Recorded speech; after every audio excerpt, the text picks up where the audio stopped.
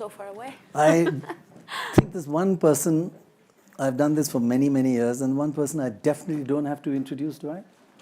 Shakira, the greatest entertainer living, and also does so much work for public good and advocacy. God bless you for doing that. Thank you, God bless thank you. God bless you. I was just thinking, reading about you, you won so many awards, you've performed in front of hundreds of, tens of thousands of people, 12 Grammys, it's no joke. And now the Crystal Award. Was that special? Did that, or are awards now part of your life? Or this is special? No, of course, it's a very prestigious award. But I think that it's mostly a reflection. I hope that it's a reflection on the global understanding of the importance of investing in early childhood development. Right. I hope that it means that the issue is becoming top of mind for everyone. Right. You've been working on this for many years, and you're a very hands-on person in everything you do. You don't just sing, you write your songs, you don't just dance, you get into choreography, presentation, production, editing. You're a tiger mom with your children. Yeah. That's what you've said, actually. And now with not the most relaxed mom ever, I can say that. Not the most. And now in child development, are you as hands-on? And are there lessons from your early years which you learned and you're implementing now? You mean in what we do? Yes, in your on the field.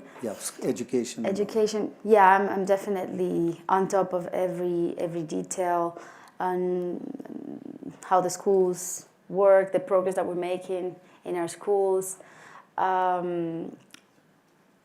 I decided to create my own foundation when I was only 18, and since then we've been working on education, trying to provide high-quality education. So it is a challenge, and it comes with many obstacles that we had to overcome, and we have to still overcome on a daily basis. We work in areas where, in very remote areas, where literally there's nothing. Sometimes we encounter tremendous lack of infrastructure, no potable water, in many cases no electricity, no paved roads. So it definitely means that we have to work twice as hard in order to offer a quality education. But not only that, also the kids that we attend to, most of them belong to families that have been directly affected by violence, that have lost even family members. So you can imagine the challenges that we encounter when we try to provide that education. So I have to be constantly understanding, learning about their needs. I dedicate a huge portion of my time to advocating for education for all, but also to improving what we offer in our schools in Colombia and in other places in the world. I've noticed also that you don't just provide education, again, typical Shakira style, high quality education, even if it's for the poorest person, right? Yes, exactly. You focus on that. Yeah, from the beginning I didn't just want to build schools, I wanted to build state-of-the-art schools. But what does that mean? It means that they had to be comprehensive, integral. They have to encompass not only 4 walls and learning materials.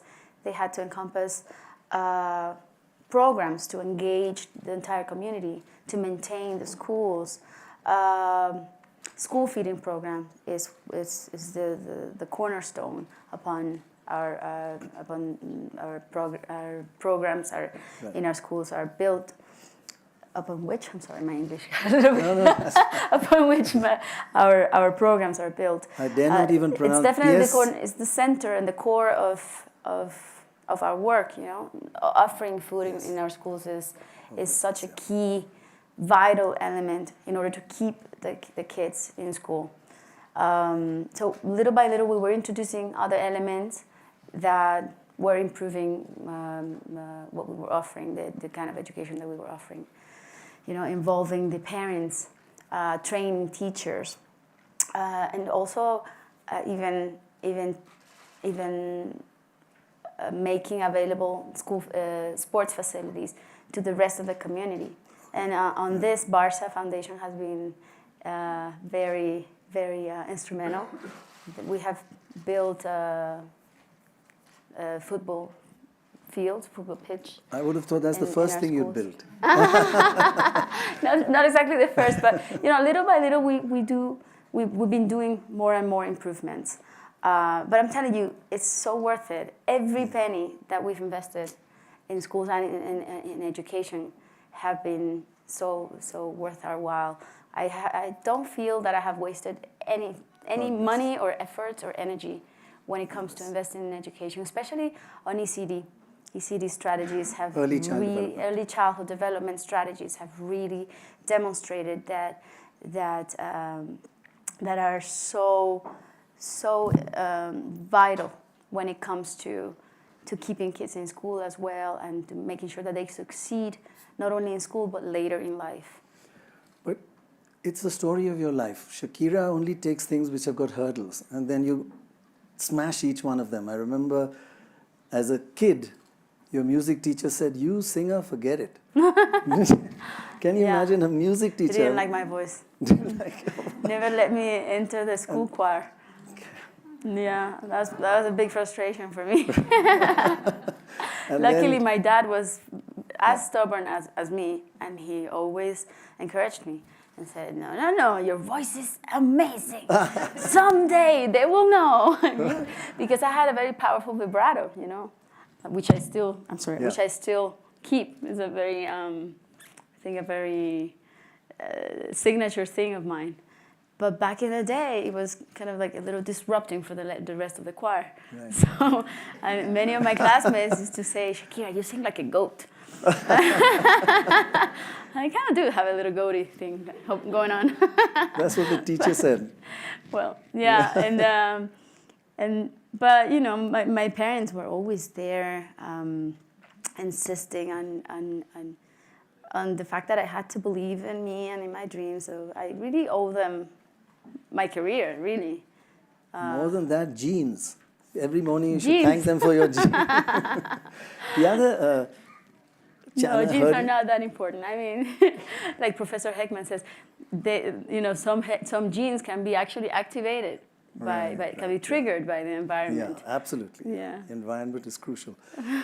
But I also remember when you switched to English, you were already a big star in Latin, most of Latin American countries. But then you switched to English, and Rolling Stone said, "Shakira, what are you up to? Crazy." Didn't you remember that? And you proved them wrong. What did they say? Rolling Stone magazine. Yeah?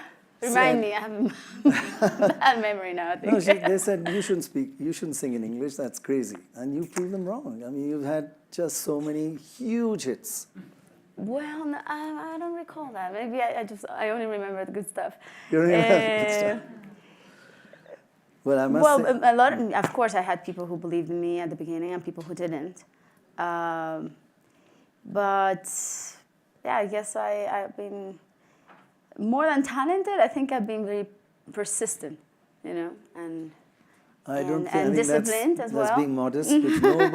Would anybody here agree with that? No, it's more than it's talent plus. And I think the work that you're leveraging your popularity to reach out to a wider audience and people can learn from what you're doing is just wonderful. Hundreds of schools you started. How about a round of applause for just doing it? Honestly, God bless you, really. Well, you know what? I've had a great team of people. I would have not been able to achieve many of the things that I have achieved in life, both in professionally and philanthropically, if I didn't have, you know, a great team of committed human beings who want to see changes the same way I do.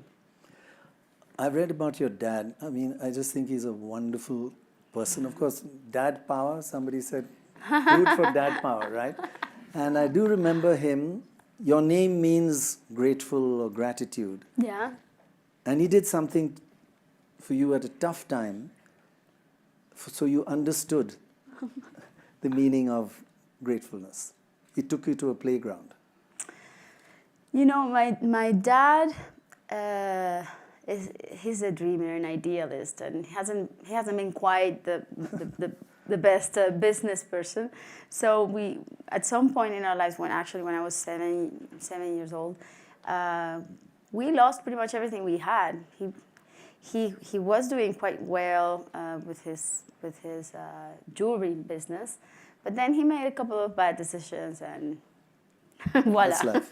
Yeah. Yeah, we had a financial crisis in our family, and my mom also wasn't doing very well with her own business, and things changed for us, and I never had a car ever again until I was able to buy my own when I was 15 with a fake license. But and Did he know that? Yeah, but yeah, well, no, an uncle helped me. Okay. You know, it's for us, losing our financial stability was quite shocking, and it removed our grounds. But and for me, it was quite an impact, you know, and I was very shocked by what was going on, and seeing so many things change around me, and that they took me to the park where many orphans live in Barranquilla, in my hometown. He took you to a park where orphans were. Okay. Well, yeah, and these orphans usually they sniff glue or resort to things like to terrible things like those in order to survive the tragedy of their lives, you know. And they showed me that other reality, and it marked me forever. I never forgot that night, and it made me want to do something about it. And I made a promise to myself that day, and you know, being very, very little, I was only 7 years old, but I decided that day, that I wanted to succeed in life. I needed to bring my family back.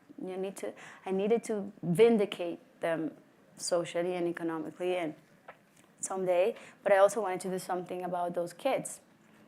So my entire life, that image remained inside of me and accompanied me. And when I was able to have, you know, my big break in Latin America with my album Pies Descalzos, barefoot, translates barefoot, I decided to create my own foundation for children, and it was called right after my album as well. It's called Barefoot, the Barefoot Foundation. Right, and since then, we've been working for children, and specifically providing them a high-quality education. It was a turning point that it was definitely